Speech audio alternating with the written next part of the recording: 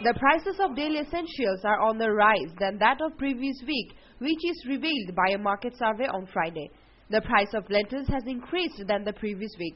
Rice is sold in a range of 20 to 44 taka per kg.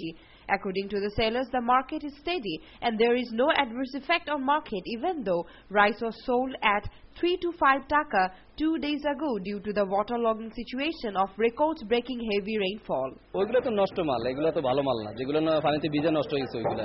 না আমাদের কোনো সমস্যা নাই, একেভাবে আছে চলে। The price of edible oil is same as before, but the shopkeepers informed lack of supply. They also said that though the price is lower at present, but it may rise during the month of Ramadan as the businessmen are making stocks. TCB মাল দিলে দাম কমবে, TCB মাল না দিলে দাম অবশ্যই বাড়বে। ক্রেতাদের চাহিদা আছে, ক্রেতারা তো মাল পাচ্ছে না যে অনেকে রমজানের বাজারে স্টক করতেছে। On the other hand, consumers think that the prices of daily essentials are going beyond of their purchasing limit.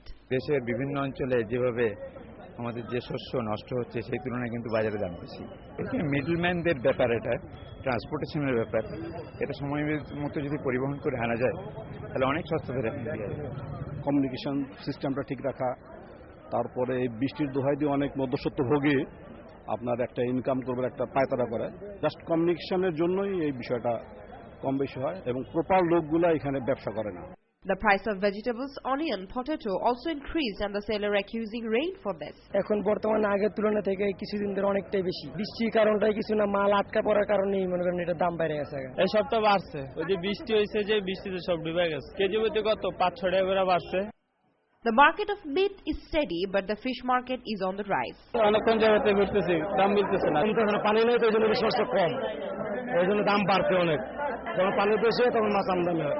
মাংস 320 টাকা কেজি, গরু 220 টাকা। না এখন তো লেবুল চলতেছে। The price of Fojli mango is 120 to 130 taka per kg and pineapple is sold at 20 to 25 taka per piece. The month of Ramadan is coming within very few days.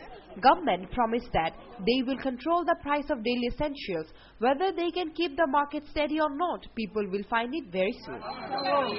Yusrana Bishash, News and Images, Dhaka.